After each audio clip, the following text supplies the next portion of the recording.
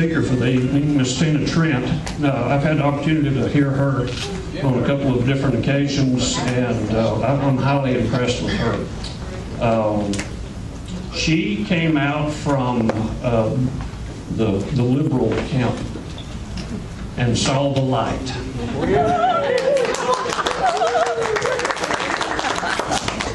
And so she would be worthy of your audience herself, but she is going to spend this evening introducing our speaker, so I'm highly impressed with her and the work that she is doing for liberty in this land. So, Ms. Tina. Thank you very much. I met Trevor Loudon in Washington, D.C. a couple of years ago at a conference held about political radicals held by Cliff Kincaid of America's Survival. And as soon as I met Trevor, he came up to me and he said, "So you live in Atlanta?" I'm not even going to try to imitate his accent. He said, "So you live in Atlanta?" I said, "Yes." He said, "So where do you live in Atlanta?" And I told him, and he said, "Well, then your state legislator, you know, is Nan Orrock. You know she's a communist." And I said, "Well, I know that, and Nan knows that, and you know that, but nobody else knows it, and she would deny it if it came up." So that was pretty much my introduction to Trevor Loudon, and I began to look at his work, and I've been terribly impressed ever since. This is somebody who lives on the other side of the world from us, and as he's going to tell you his story, but he has dedicated years of his life to trying to save America from the political radicals and the communist forces and the socialist forces that are trying to turn this country into something other than what it ought to be. So I'm very grateful Trevor's here. I think this is his first speech in Georgia. Is that true? I really hope you guys will be able to get the word out about him and bring him back again and again, because he's very popular in Florida, where I was living until recently, and he's popular in Arizona and other states. And once you guys hear him tonight, I hope you go back to your groups and tell them about what a treasure he is for our country. Trevor Loudon. Hi everybody. Hi. Thanks for coming tonight. Can you understand my accent all right? Yes. I have a real southern accent. So it's 12,000 miles south. But thanks very much to Tina. I'm very impressed with Tina's work as well. She's a real scholar, a very rigorous and disciplined scholar. And she's been on the other side of the fence and understands it. And she has a tolerance and an understanding that's second to none. Also, my good friend Mary Graybar here too, who's one of those very rare breed, a conservative academic. It's not an easy path, even in Georgia, and there's full credit to Mary for doing what she's doing. There's a couple of other familiar faces in the audience too. Wes from New Zealand, there's another Kiwi here, or sort of Kiwi, and some people from Chicago as well.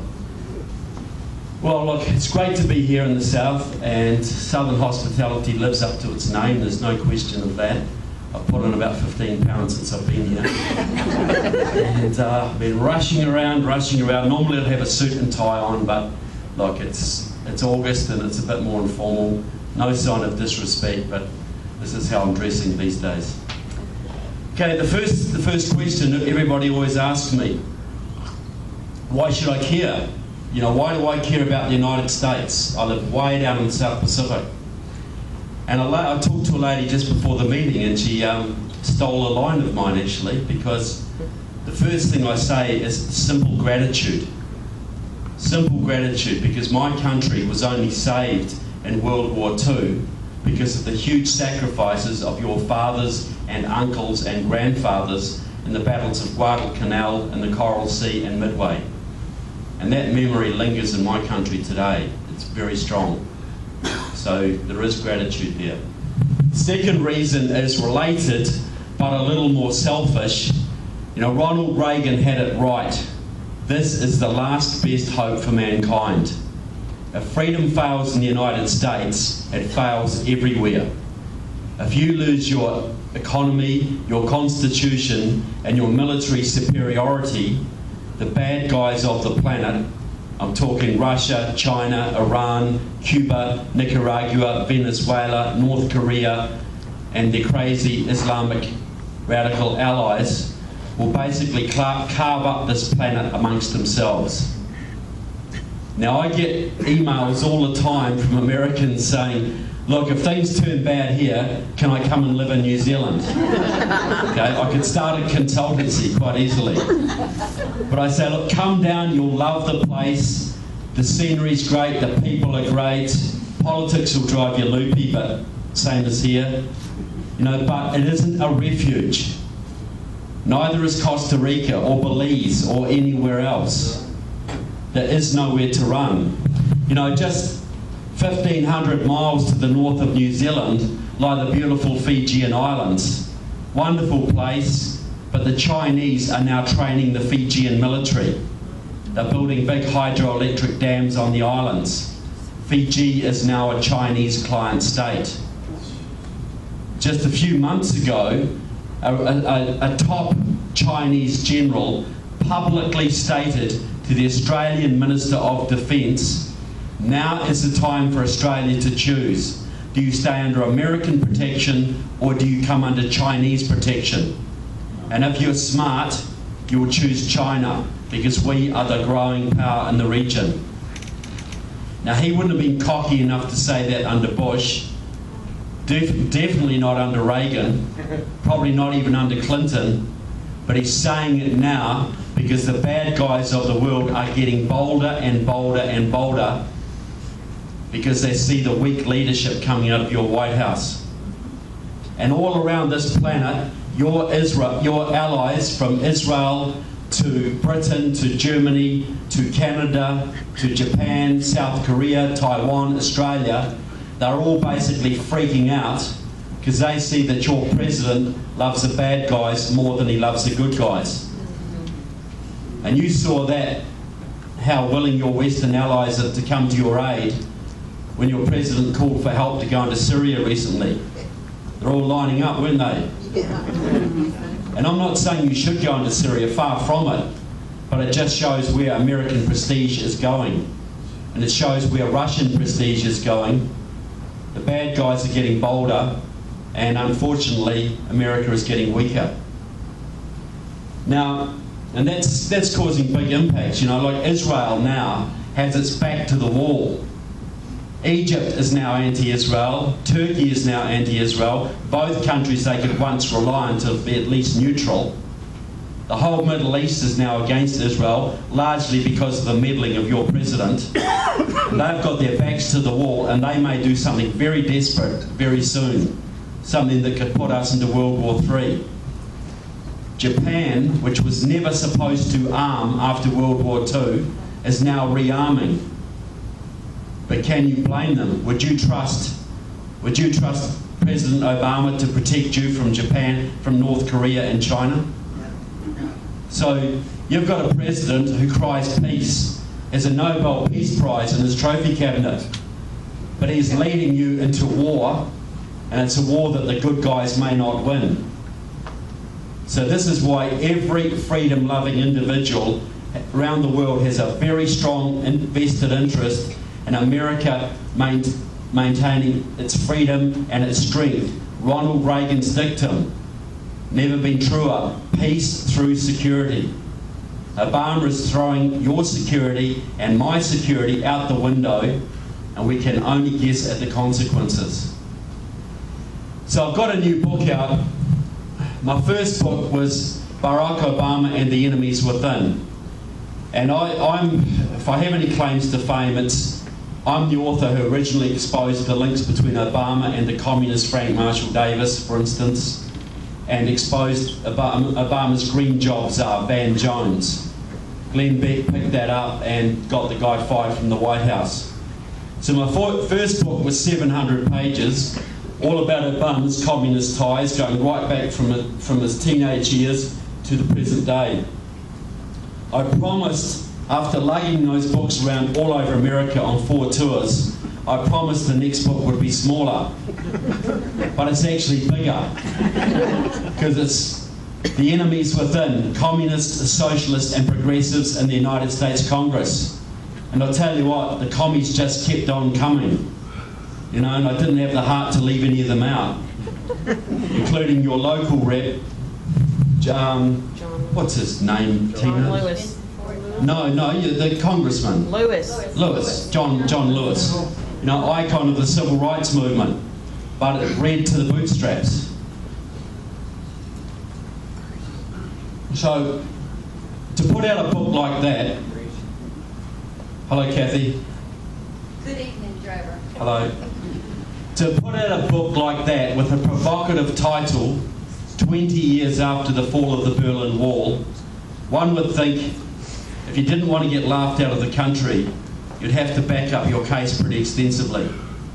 So that book is 700 pages, 80 pages of which is footnotes. I spent 5 years going around libraries all over your country, little obscure communist libraries in South LA, South Central LA, right at the back of, you know, at the end of the Blue Line in Chicago, right out past Reverend Wright's Church at the Vivian G. Harsh Library. You know, all these places to dig up the facts, because while you will not find these communist affiliations on the website of your local congressman, if you dig into the local Communist Party archives, it's surprising what you will find. It's surprising the connections that come out. So the book itself really discusses the two big secrets of modern communism. And the first secret, I think they borrowed from the devil, because we all know that the cleverest thing the devil ever did was to convince people he doesn't exist. Cleverest thing he ever did. Now what about the modern communist movement? They have basically managed to convince most Americans and most Westerners, A, that they don't exist, and B, that if they do, they're no longer a threat. And they've taken full advantage of that secrecy to gain influence and power that they couldn't have dreamed of during the Cold War. So that's a pretty provocative statement, and I need to back that up. So the second big secret of communism, this is hardly ever written about, I don't know that it's ever been written about, and it's really the biggest deal of the whole communist movement, especially the modern one. It is the ability of a tiny Marxist-Leninist party, maybe a few hundred or a few thousand comrades strong. It's the ability of a tiny group, by using the science of Marxism-Leninism, to influence and control the legislative process of their own country. So what I'm saying is, less than 20,000 card-carrying communists and socialists in this country are basically dictating the policies that control and lead 340 million plus people. Now, a lot of people say to me, well, you know, these guys, if they ever stand for office, they get 25 votes or 37 votes or whatever. How could they possibly be influencing policy and legislation in this country? Well, I just want to say that the number of votes you get doesn't always determine your interests, your influence. There's a man called Al Capone in Chicago.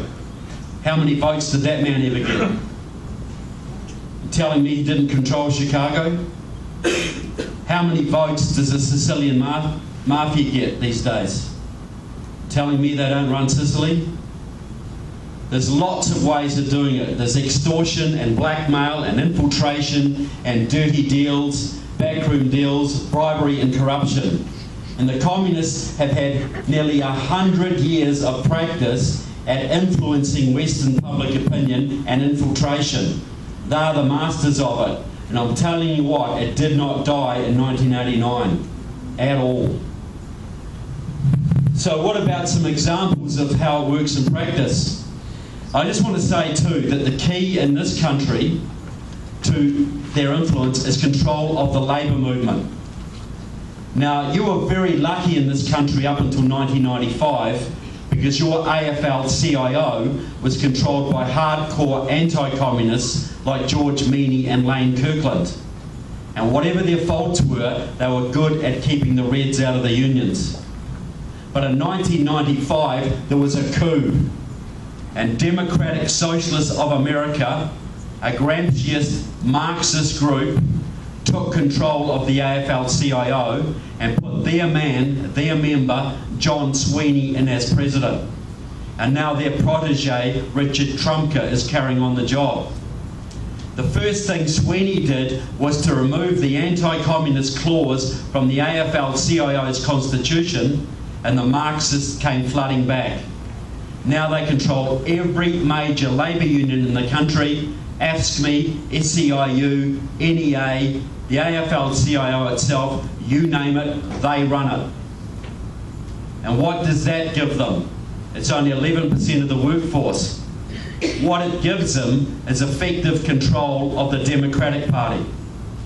Because there's hardly a Democrat at any level in this country, any elected Democratic Party official, who does not owe his job to the labour unions for putting up yard signs, for door knocking, for voter registration, vote fraud, whatever they need done, the unions do it for them. And he who pays the piper calls the tune.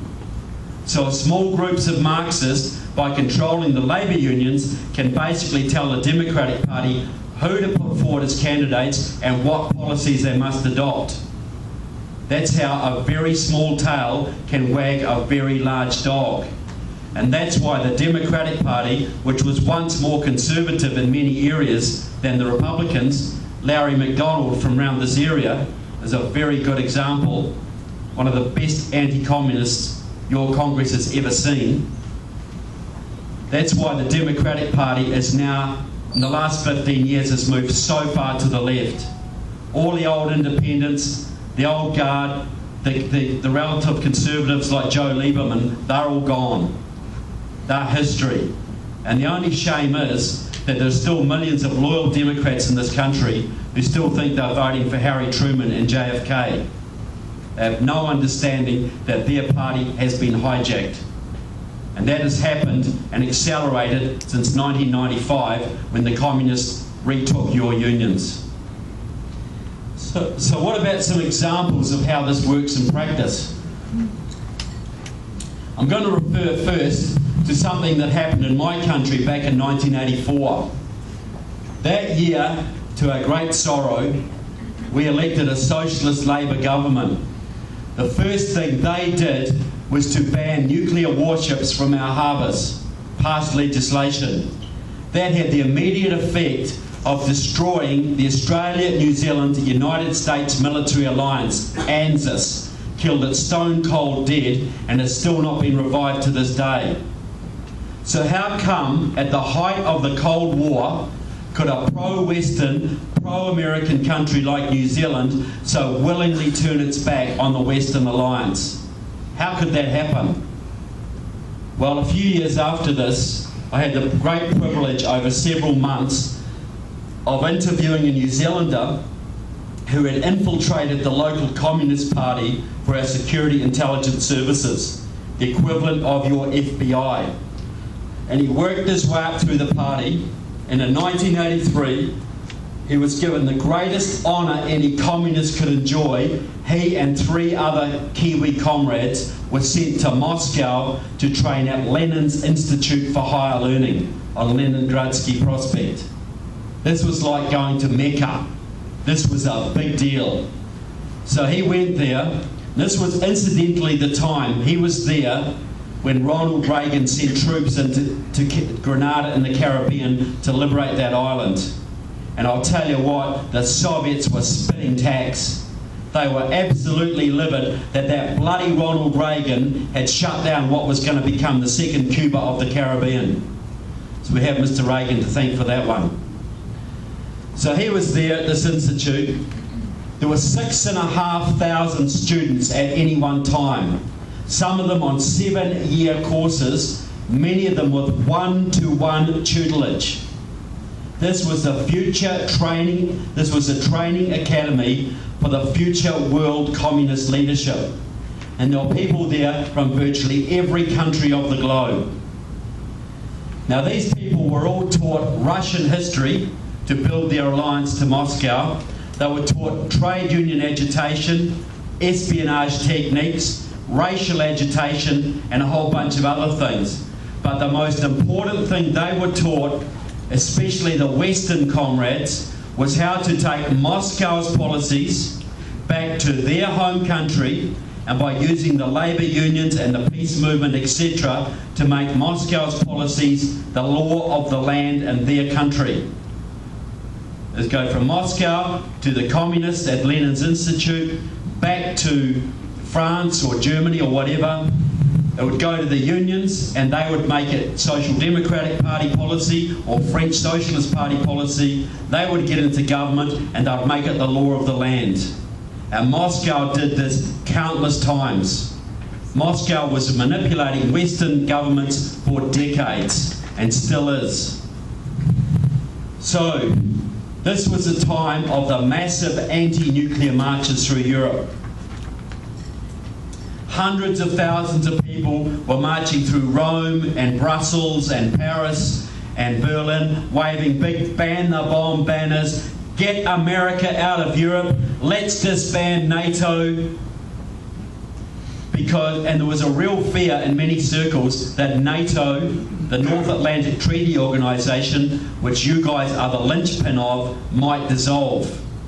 And of course the Soviets were funding all of this and directing it because they wanted NATO to dissolve, because that would give them control of Europe. And I will tell you straight, then and as today, right now, your military and your ability to fund it has always been Moscow's #1 target. #1. Which is why they love Mr. Obama so much for what he is doing to your military right now. Because if he takes that far enough, folks, there ain't no road back.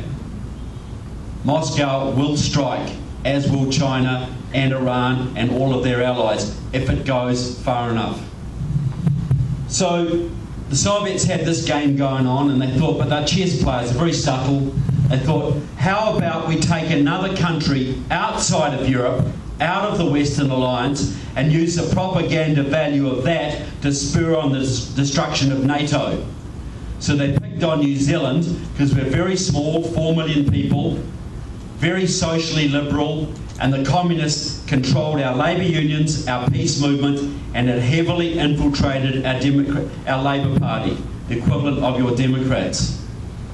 But they knew they couldn't sell this as an anti-American thing.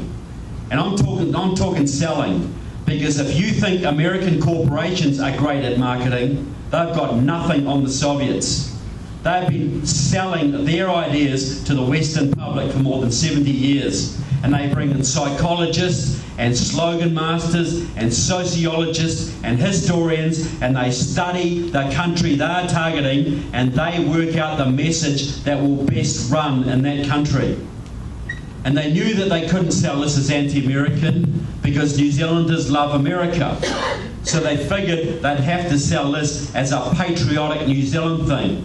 Because Kiwis have this idea that we're so influential in the world that we punch above our weight. So that really appealed to our egos. Okay, seriously.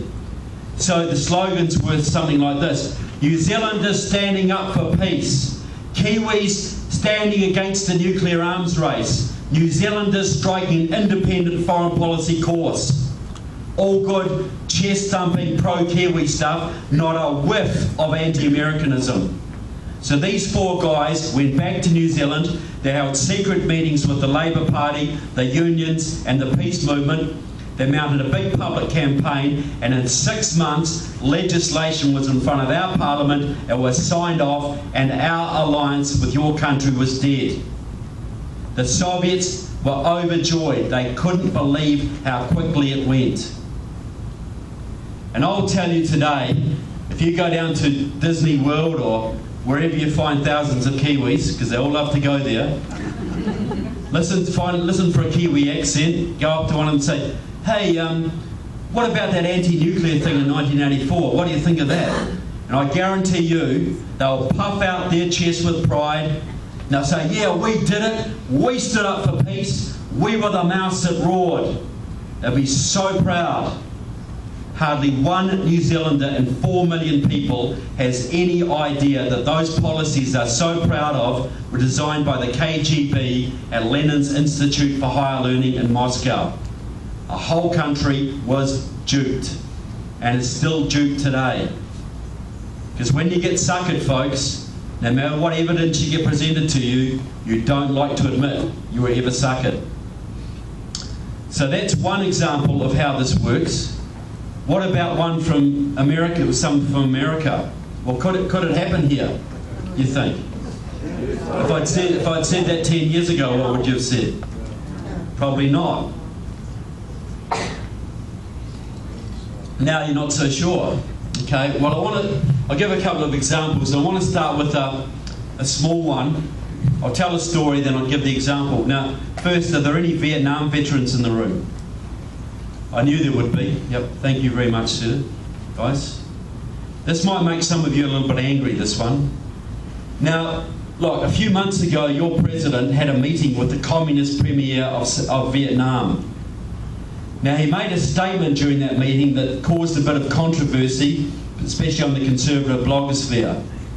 Obama came out and said, it's a well-known fact that Ho Chi Minh, the communist leader of Vietnam during the war, was a big admirer of Thomas Jefferson and the American Revolution. Can you believe that? Well, there's a sort of tiny grain of truth in that, and I want to give the backstory. But the fact that Obama said that, a man who was mentored at the knee of a professional communist propagandist like Frank Marshall Davis, who would have known this story, tells me where Obama's coming from. Tells me he was sending a signal to the comrades. Yeah, don't forget, I'm on your side, guys. You know, bit of a code, bit of a nudge, nudge, wink, wink. Because the real story is this. Back in the 1940s, during World War II, Ho Chi Minh, then a 20-year veteran of the Communist Party, with many murders under his belt and a long stint at the Lanier school, was fighting against the Japanese invaders with his guerrilla army. And he was working with your OSS to do that, your Office of Strategic Services, the forerunner of your CIA. Now that organisation was heavily penetrated by communists, because Wild Bill Donovan, the man who set it up, deliberately recruited veterans of the Abraham Lincoln Brigade, the American communists who fought in the Spanish Civil War on the side of the Soviet-backed armies, and he wanted people with European war experience, and they were never fully cleaned out. So your CIA was penetrated from day one. But anyway, Ho Chi Minh worked with the OSS, and just remember that name. They went to Spain, the Abraham Lincoln Brigade. It wasn't the Marx Brigade or the Lenin Brigade or the Stalin Brigade. It was the Abraham Lincoln Brigade. Just like the communists had a Jefferson School in New York and an Abraham Lincoln School in Chicago. They love to co-opt your revolutionary icons to hide their purposes. And I would suggest to you that you have a president who does the same thing today. But anyway, so Ho Chi Minh, they got rid of the Japanese. Then the French colonialists came back to take back their colony. And Ho Chi Minh thought, well, I'm going to use the Americans to get rid of these guys too. Because he knew that FDR didn't like the French very much. He even wrote letters to FDR asking for help. But he knew to do this, he would have to really get the American public on board and the American military and the American government. And he couldn't do this if he was going around talking about Marx and Lenin and communist revolution. So he went round Vietnam, big public rallies, including a great big one in downtown Hanoi, and he got in front of this big audience, OSS officers dotted all around saying, I'm a huge fan of Thomas Jefferson. The American Revolution, the American Constitution is a model for Vietnam's future. Purely designed to suck America into helping them against the French. A pure propaganda lie. But thankfully, in a way, FDR died, and Harry Truman, a real Democrat, came to power, and he was nowhere near as stupid.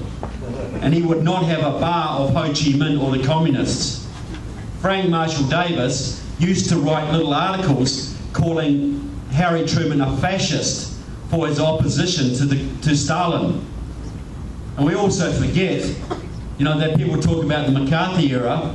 The House Un-American Activities Committee that went after the communists, very even-handedly I must say, was started by the Democrats, not by the Republicans. So that's a bit of history that people need to know. But anyway, so the next thing is, Obama made another statement during that meeting, which I think was very significant but didn't get picked up on. He said something like, we have to get on board with Vietnam. America has to get on board with Vietnam to repair the damage done during the Vietnam War. Now what he was referring to was the damage done by bombing and Agent Orange, damage done by your troops, which he forgets to say were basically to defend sovereign South Vietnam from a communist invasion.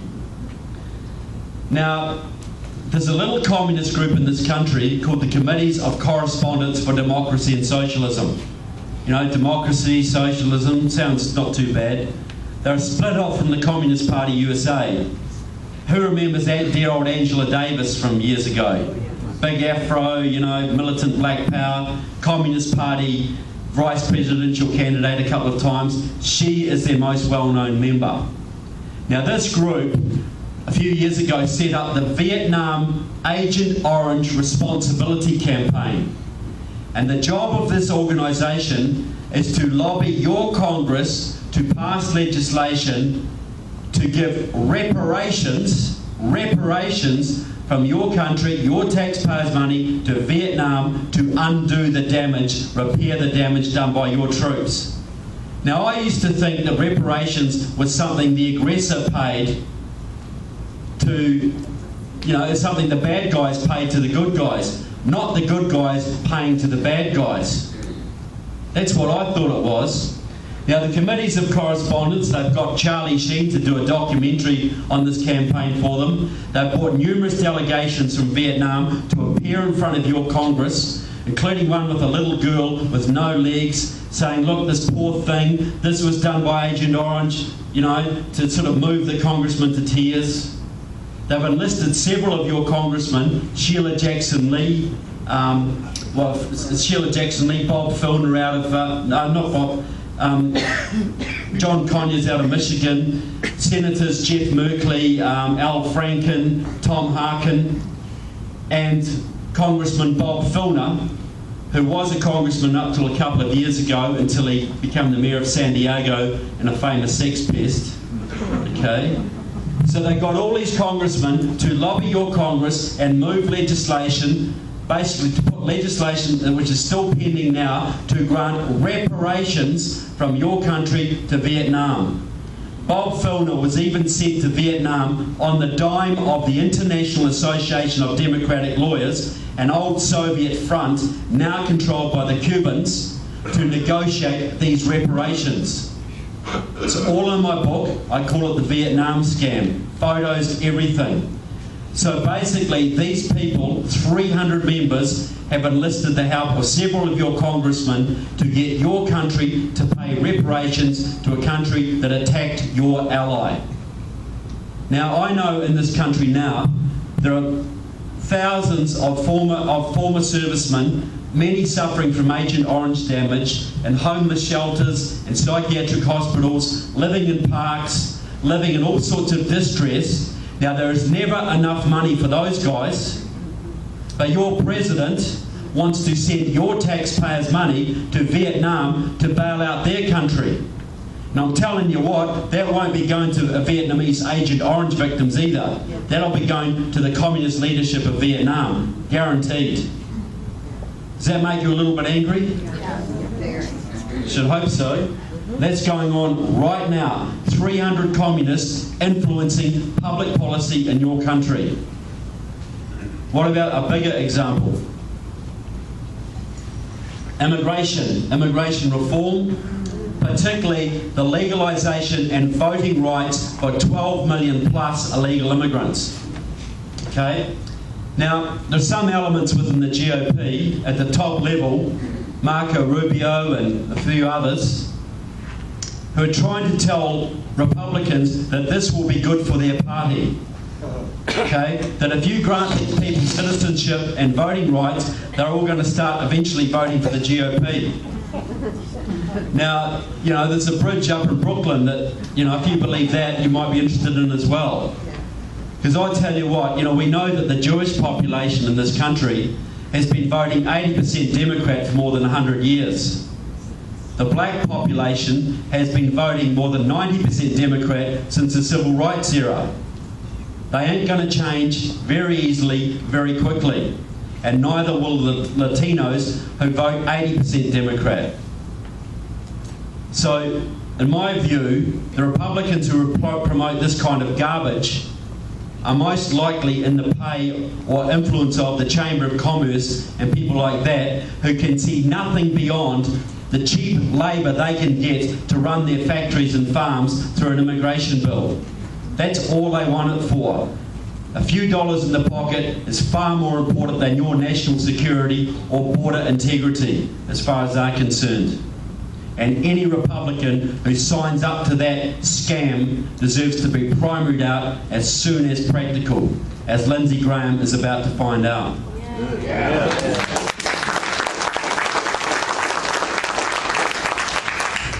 So why does the left want it? And they're driving this. Well, this movement goes back to the 50s and 60s. There was a California guy, Bert Corona, a leading member of the Communist Party USA, who also worked inside the Democratic Party. He set up the Viva Kennedy clubs in the 60s, which was the first organised effort to bring Latinos into the Democratic Party. But he also set up numerous organisations in Southern California, New Mexico, through the Southwest, promoting the rights of illegal immigrants, encouraging illegal immigration, setting up support networks for them, and setting up opposition to any attempts to crack down on illegal immigration. He drove that movement. He started it, worked on it for 30 years. Now, he had 3 protégés who are still with us today. 3 people he trained many more than that, but these 3 key people. One of them is a man called Gil Cedillo, until very recently a California state senator, a hardcore Marxist, allied to the Communist Party USA, who initiated and passed the California Dream Act a couple of years ago, which gave rights to the children of illegal immigrants, a very important measure. Another one of his protégés was Antonio Villagrosa, who was until very recently the mayor of that city. Another hardcore Marxist went to Cuba to cut sugarcane for Castro with the Venceremos brigades back in the 70s. He basically made Los Angeles a sanctuary city. He forbade the LAPD from enforcing immigration laws. And the illegals flooded in, they got signed up on voting registration drives, changed the demographics of that city and indeed California. The third protégé of Corona is Maria Elena Durazo, who is now the head of the California Labour Movement, the most powerful woman in that state and one of the most powerful in America, I'd say next to Valerie Jarrett and Michelle Obama. But anyway, she, as head of the Labour Movement for the last 15 years, she's been full out encouraging massive voter registration drives amongst the Latino populations of California. She signed up hundreds of thousands of new voters, in fact, hundreds of thousands of new Democrats. That has turned California, which was once a red state, into a purple state, and now an irretrievably blue state. Even Orange County, once the most conservative region in the United States, is now purple, all because of basically Gil Cedillo, Antonio Villagrosa and Durazo, all mentored by communist Bert Corona. This was a deliberate policy to take California blue so the Democrats could get those electoral college votes, and obviously a whole bunch of left-wing senators out of that state. My book profiles 51 congressmen, about 15 of them out of California. Huge number. So, another man in this movement is a guy called Lorenzo Torres out of Arizona. very influential politician, and I guarantee most Arizonans have never heard of him. He died last year. He was the head of the Latino Commission of the Communist Party USA. And his job was to coordinate support networks for illegal immigrants right throughout the Southwest, from Texas to California, Nevada, Colorado, Arizona, New Mexico, the whole lot. He set up a whole bunch of organisations to do this. He set up voting drives for Latinos right across all these states. He set up massive campaigns to oppose any crackdown on illegal immigration. He opposed SB 70, the law that was passed in Arizona not long ago. He led the charge. He also led the movement that elected 3 Communist Party affiliated congressmen from Arizona. One of the reddest states in the Union, one of the most libertarian, has 3 Communist Party affiliated representatives. Raul Grijalva, which won't surprise you, Ed Pastor, and the freshman Kirsten Sinema. All 3 affiliated to the Communist Party. I profile Grijalva and Sinema in my book. The third person to discuss, and he's with us now, is Eliseo Medina, the Executive Vice President of the SEIU Union, largest union in the country and the one with the biggest Latino membership. He is the leader of the immigrants' rights movement in this country, hands down, no question. He has got these bills. He got the bill in front of the Senate. He's worked closely with Raul Grijalva, works very closely with Luis Gutierrez, the Democratic congressman out of Illinois, a former member of the pro-Cuban Puerto Rican Socialist Party. He is the father, the leader in this country of that movement. He's a former member of Obama's Latino Advisory Committee. He's a leading member of Democratic Socialists of America and a big supporter of the Communist Party. And he is leading the charge. Right now, he's organising demonstrations outside Republican congressmen's offices all over your country, union members, to push them to bring an immigration bill before the next Congress. This is #1 priority. Now, to prove a point, which organisation 20 years ago in this country was the most vocal and vigorously opposed to illegal immigration? Which organisation was constantly lobbying Congress to increase penalties for any employer who employed illegal aliens? It was the AFL-CIO. They were leading it because they saw, quite rightly, that illegal immigrants were unfair competition for their members and would drive wages and conditions down. A logical standpoint from their point of view. Now today, which organisation is leading the charge for the legalisation of illegal immigrants? The AFL-CIO. Surprise, surprise. See, once the AFL-CIO used to be an organisation representing workers, so they stood against illegal immigration. From 1995, it became an organisation promoting socialist revolution. Now, illegal immigrants might be bad for workers, but they're bloody good for socialist revolution. So the AFL-CIO is selling out its own members right now to promote their Marxist agenda. And the man who got that policy changed, it's not easy to get unions to vote against their own interests, but Eliseo Medina campaigned for several years, and single-handedly he got the AFL-CIO to change its policy in 2000 at their conference in New Orleans, I think it was, from anti-illegal immigrant to pro-illegal immigrant. And it's all about the socialism. That's what it's for. Now, the left obviously they want more illegal immigrants because they will sign up some new members from that, and they love the union dues, but that's not the main reason they're doing this. Eliseo Medina let the cat out of the bag at a progressive conference in Washington, D.C. 2 years ago.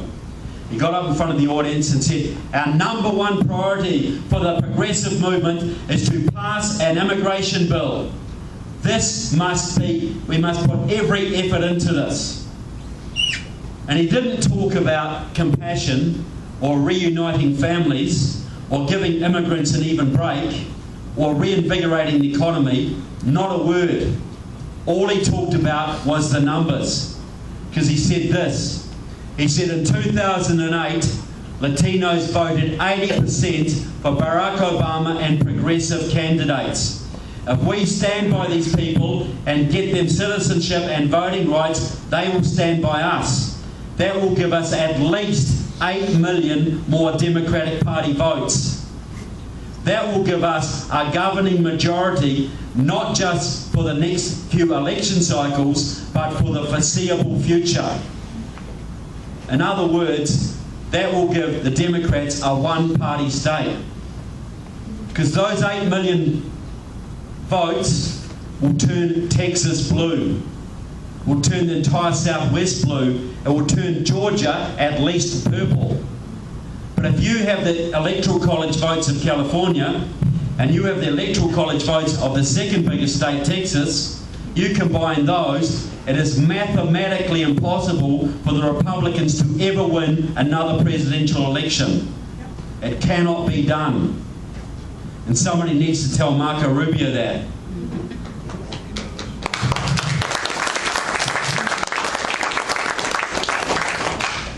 So basically, if they get that through, they will have a one-party state.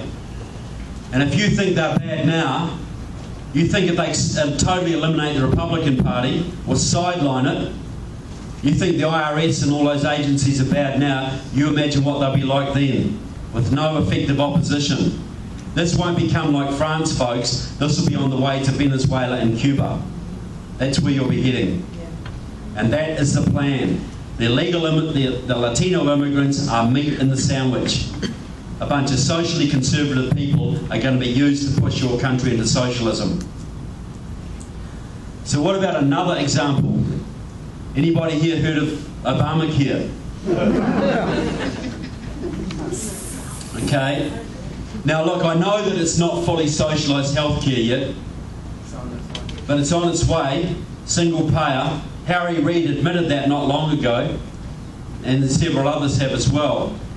Now, why did the left want it? Is it to give Auntie Mabel her knee operation, or the guy in the homeless shelter a fair break? Control, kill. It's control. Now, they refer back openly in the communist publications to Britain in the 1930s. This is our example. Because in Britain at that time, the bulk of the British working class voted solidly conservative. Very patriotic, very king and country. Didn't want a bar of those bloody Labour Party socialists. Okay? But in 1946, with the introduction of the Beveridge Report and the National Health Service, socialised medicine, that shifted the loyalty of the British working class away from the Conservative Party to the Socialist Labour Party. Because no matter how bad socialist healthcare is, and I come from a country that has it, and it sucks, no matter how bad it is, you'll vote for if that's all you've got, you vote for the party who's going to keep it, not the party who says they're going to take it away. Once it's in, it's in. And you do not bite the hand that heals you. That's the tactics. That's what they're doing it for. And just as a little sideline, I could go on about socialist healthcare for months, but horror stories abound in my country. But just one little concept. If you're in a free market healthcare system, and I know it's not free market here, but at least you've got a lot of elements of it, and you've got the best healthcare in the world. But if you're in a free market system, you are a customer. And you know, everybody here in business, you know that you look after and you really treasure your customers. That's how you stay in business. But if you're in a socialist system, what are you? You're a liability. And if you're in business, what do you do with your liabilities? As soon as possible. Because there's only this much in the budget, and everybody's needs have to come out of that. So if you're a 75-year-old man with prostate cancer and you need $100,000 worth of chemotherapy, and your next door neighbour's a tax-paying, hard-working 25-year-old guy with leukemia, and he needs $100,000 worth of chemotherapy, guess who's going to get it? And guess who's going to get shunted into a little room in the corner and filled up with morphine and left to slowly die? It cannot work any other way. We don't even consider it rationing in our country. We just understand that if you're old and not paying taxes and you're a useless eater, you don't get the same deal that somebody who's paying taxes and working does. It just isn't done that way. We accept it as it's just the way it is. But the father of the national healthcare, the father of the single-payer healthcare movement in this country is a man called Quentin Young. He's a retired doctor from Chicago. He's pushing 90 now. And all I can say is, I wish he'd moved to Britain 15 years ago, because he wouldn't be with us now. But he is. And he has worked for more than 40 years on this, 50 years. He set up numerous organisations, Physicians for a National Health Plan. He's worked with the AMA, worked with Canadian doctors, and he's worked with congressmen like John Conyers to get single-payer legislation in front of your Congress on many occasions.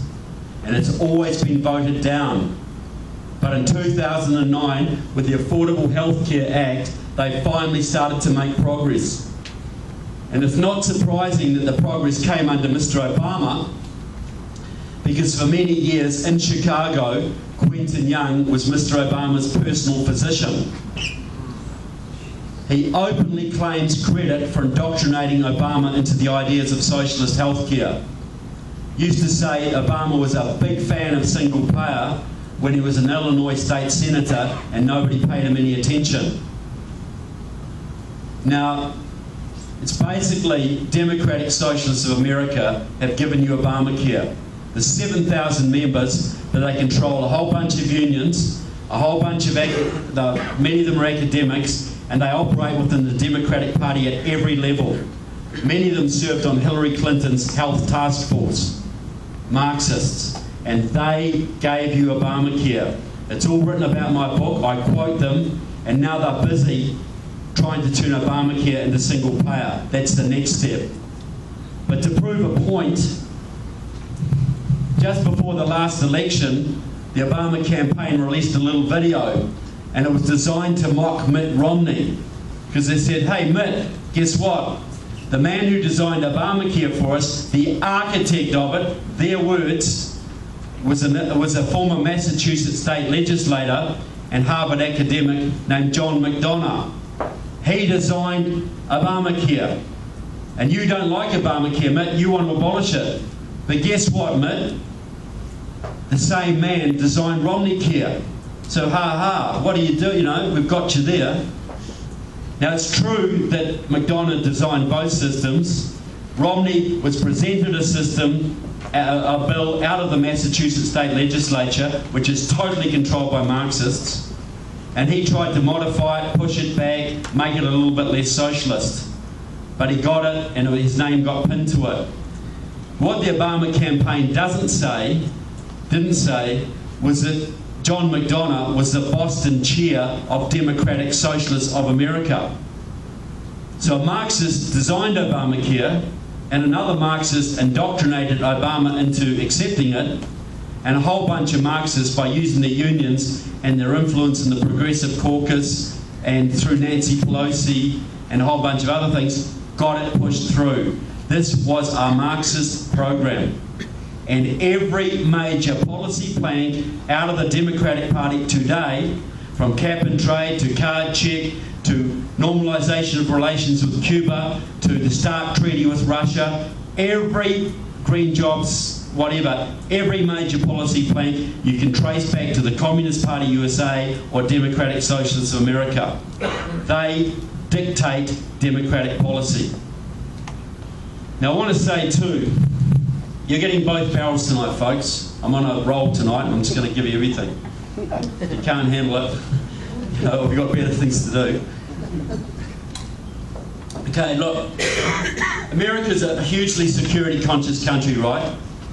You go through an airport you know, they look at you in places that only your mother's ever looked at you, you know? They're right in the case.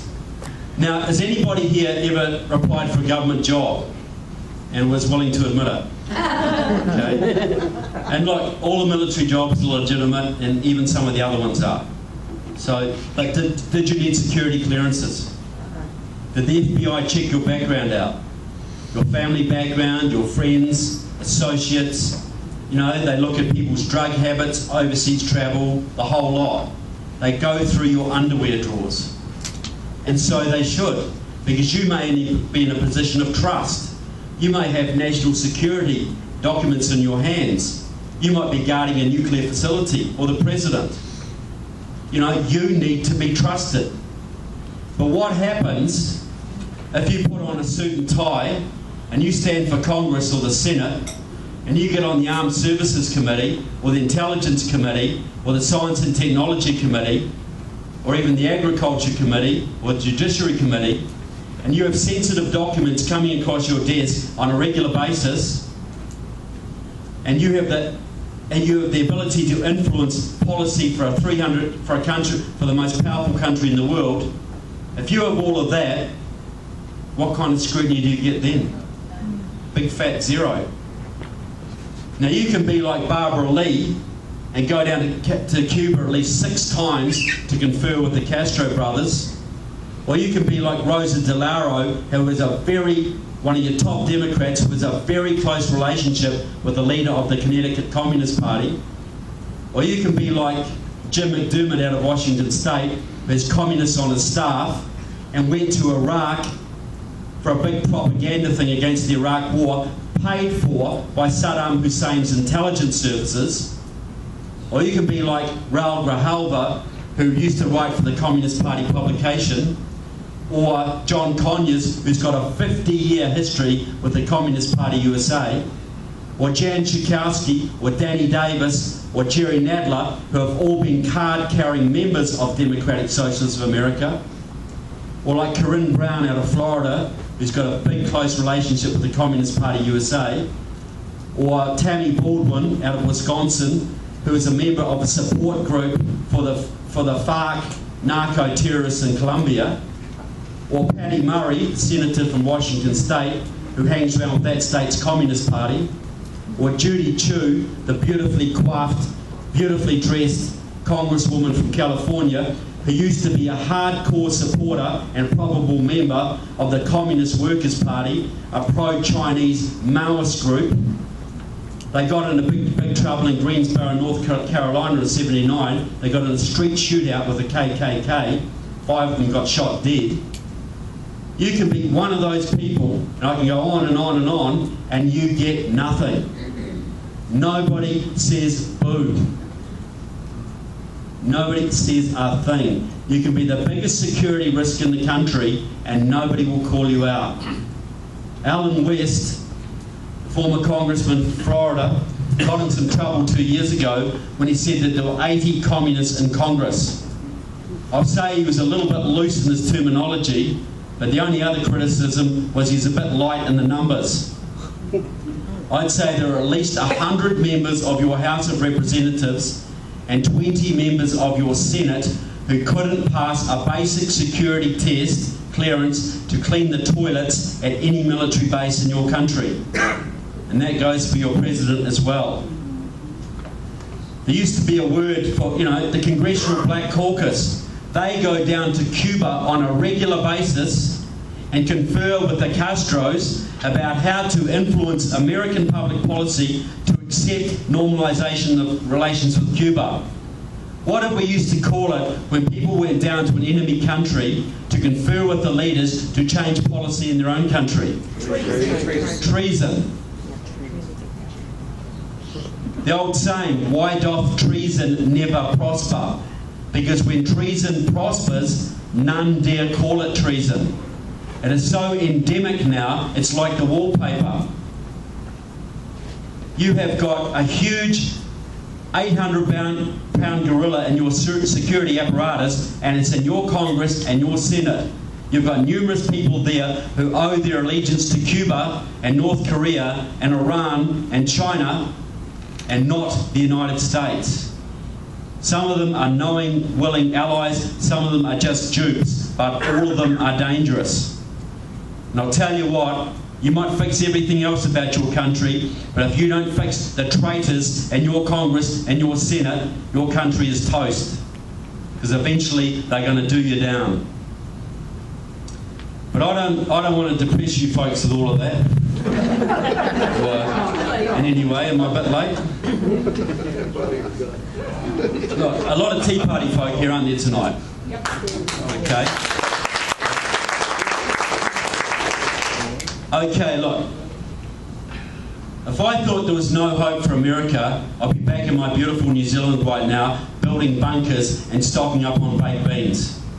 Okay? And I'm not mocking prepping at all. It's very sensible. But look, in 2008, the left thought they had a slam dunk. They had the House, they had the Senate, they had their man in the White House. Their agenda was all written out, it was all ready to go, and they were going to steamroll Middle America out of existence once and for all.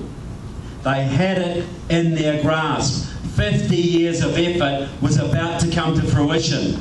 All those 60s radicals who failed back then were going to have their revolution. But in 2009 and 2010, something miraculous happened. And I don't use that word lightly. What was it? You guys. You guys, you stood up and you blogged and you emailed and you marched and you phone banked and you agitated and you stirred and you put some spine into the GOP. And you, not the GOP, took back the House in 2010. And that brought the agenda of the left to a grinding, screeching halt. And some of you are surprised why they badmouth you. If you had it in your grasp and these bunch of novices came out of left field, or should I say right field, and took it away from you, took it right out of your grasp when you were ready to celebrate, when you thought you had it in the bag, wouldn't you hate them too? I'll tell you what, folks, you really need to give yourselves a big pat on the back, because you saved your country. You gave it a second chance. And while you may not realise it, because when you're in history, it's very hard to see history. Like, do you think those first American revolutionaries really understood what they were doing, what they were creating? I don't think so.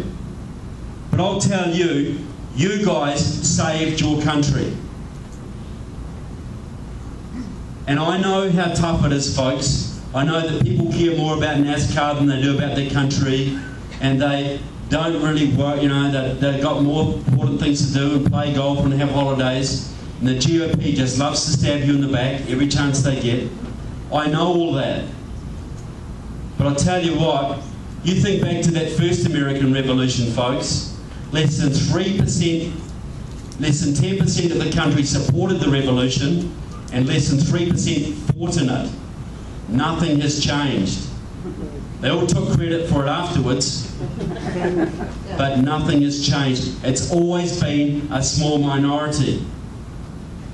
And now, you're basically, but you think, you know, at that time, a bunch of farmers and lawyers and shopkeepers and blacksmiths and fishermen, and I've got to say preachers, Bible in one hand, long rifle in the other, took on the greatest military empire the world had ever known, and they beat them.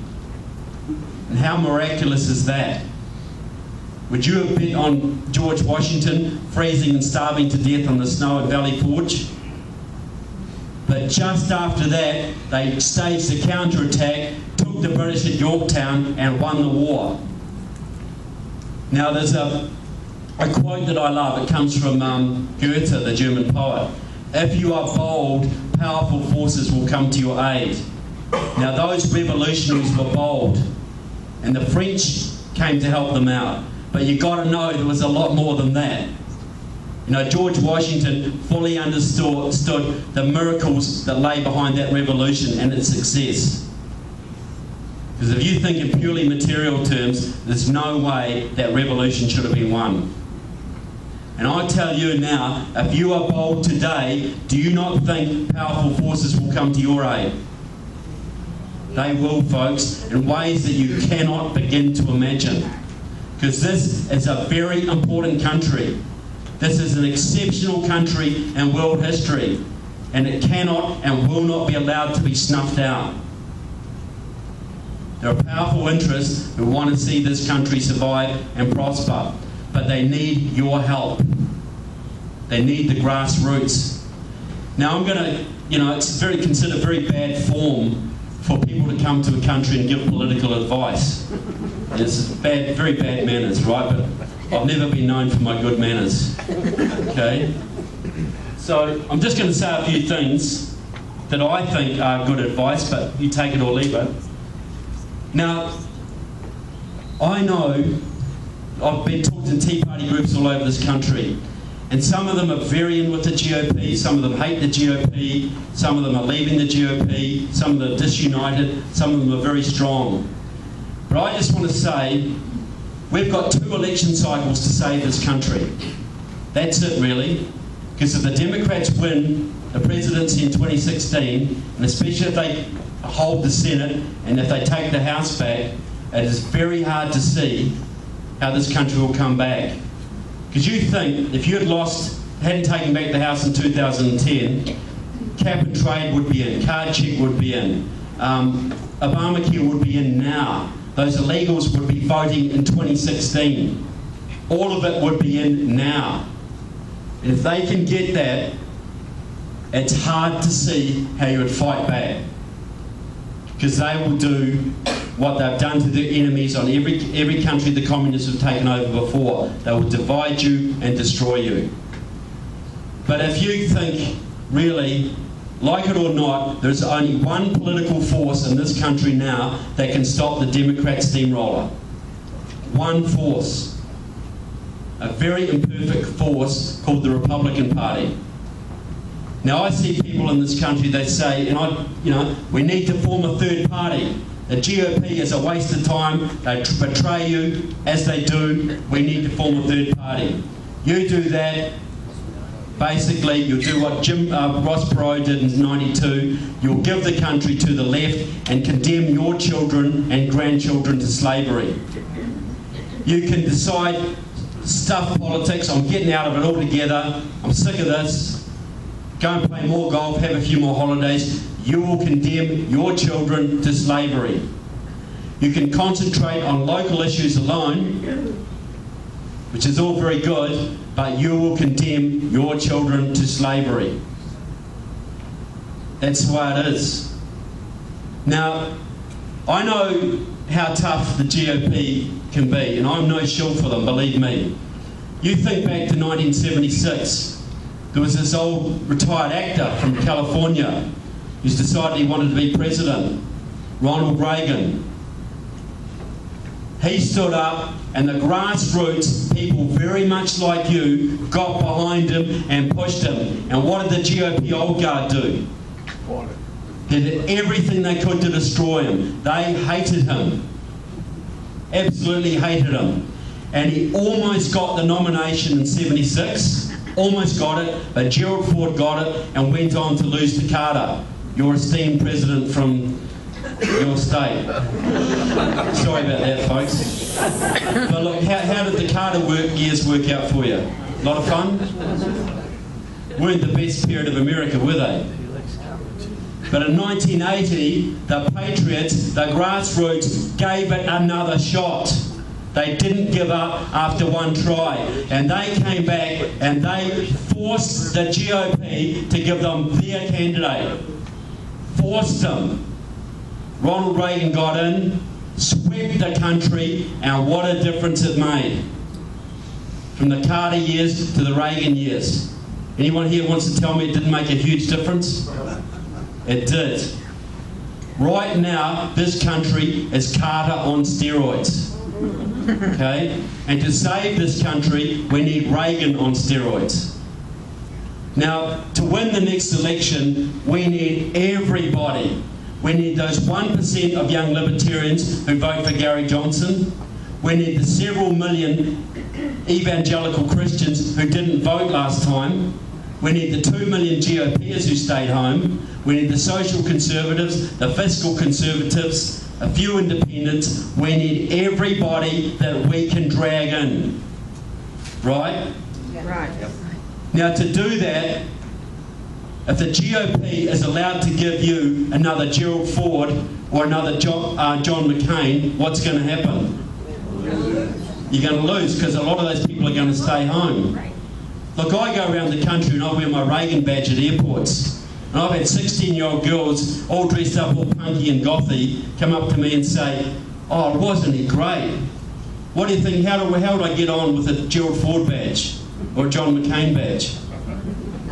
Young people, the people we need, will respond to an idealistic, principled candidate. And that is proven. Now, look at Ron Paul.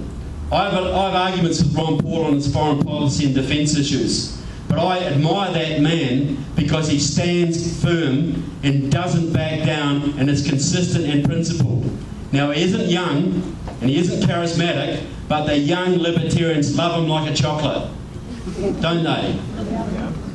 So don't ever tell me to get the young people you need some cool hip guy who sort of stands for all these liberal principles. It is not true. To win that next election, we need someone we want. And I think right now you have a choice. You either leave the GOP to John Boehner and Karl Rove and you'll get another John McCain and you will lose, or you take the GOP by the throat and you put your foot on that throat and you force them to take over every position you can in the GOP, from grassroots on up. You take back that party, and when it comes to the next presidential election, you are in the position to force them to give you the candidate you want. And I think right now there are certain people out there, and I'm just going to give a bit of a dream team and tell you how I think they should be doing things. If I was, say, a man like Ted Cruz, okay, and I know there's questions about his eligibility, but if I was a man of that calibre, I'd be going right around now building up coalitions. And I'd say to the evangelical Christians, if I'm the president, David Barton is going to be the minister, the Secretary of Education. And he's going to protect your homeschooling rights, and he's going to abolish the Department of Education.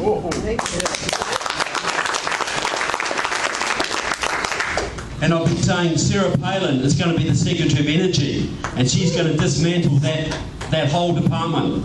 Then I'd say, and Rand Paul is going to be the Secretary of the Treasury, and he ain't going to just audit the Fed, he's going to abolish it.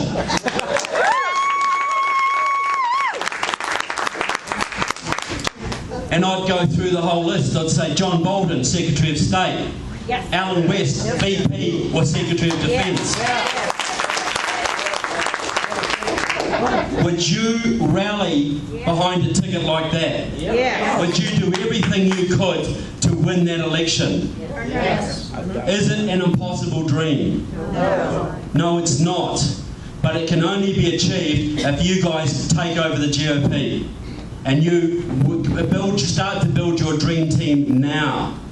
Start to get behind the candidates you want and basically draw up a wish list of who would be great in these positions and build that up so you can get all those young libertarians, you can get the evangelical Christians, you get all the people that we need to win motivated now. Not in 2015, now. From now on. That's our chance. Now, I just want to, I do go on, I get a bit impatient, okay? But, so you've all got a choice, folks. It's pretty clear where the country's going if you do nothing. And it's also within your possibility to change it if you do. No guarantees, but you've got a chance. Now, if you work your butts off for the next 3 years, as I know you've been doing for the last 5, win or lose, at the end of that, you can be proud of yourselves. You know you've done everything you can for your children, for your country, and you have a chance of winning and taking Reagan way beyond Reagan. You know, because you know you've got to re-establish the Constitution of this country and restore the Republic.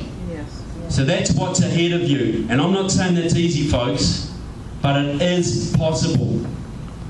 You know, they did it in 1980 with Reagan, and you could do it again. And I'll tell you what, there are more people in this country who care about the Constitution and study the Federalist Papers and understand American exceptionalism than there have been for over 100 years. So you've got a base that they didn't have back in 1980. You've got a huge base of educated people. So it's within your grasp. But if you're wondering whether you should or not, if you're wondering whether it's really what you want to do, just think about a little bit about history. Because you think back, we all admire those 200 years ago plus, those first American revolutionaries. We look back at what they did, the incredible privations they suffered, the risks they took. They put their lives, their liberty, and their sacred honour on the line. They risked everything, and they were men of means and position. Put it all on the line for a dream, for an ideal. We admire them so much, right? Think forward. Get some historical perspective. Think forward 200 years. Some high school, there'll be a high school in this town, some young kid is going to get up in front of that high school in a civics class, say, and say something like this. Guys, you know how we've studied history, the history of this country, the Second American Revolution. Back in the 2000s, when a lot of people thought this country was done for, the Patriots stood up and they restored the Constitution and they saved the country. And the liberty and prosperity we enjoy today, we owe to what they did back then. Well, guess what, guys? I did some research into my family background. I found out that my great-great-great-great-great-grandma and granddaddy, they were in the Tea Party in this town. How proud would you be? Is there a better game? So I just want to say to you folks, thank you so much for what you're doing for your country and for liberty everywhere. So God bless America and God bless the Tea Party. Thank you.